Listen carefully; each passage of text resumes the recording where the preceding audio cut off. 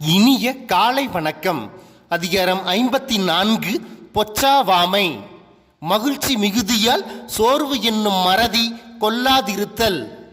குறள் எண் 531. இறந்த வெகுளியின் தீதே சிறந்த உவகை மகிழ்ச்சியில் சோர்வு. உரை: பெரிய மகிழ்ச்சிக்கிடையே செயலை மறத்தல் சோர்வு கொள்ளுதல் மிகுந்த சினத்தை காட்டிலும் தீது. குறளின் முழு விளக்கமாய்: ஒருவருக்கு சினம் மிகுந்த தீமை தரும், ஆனால் அதைவிட தீது சோர்வாகும்.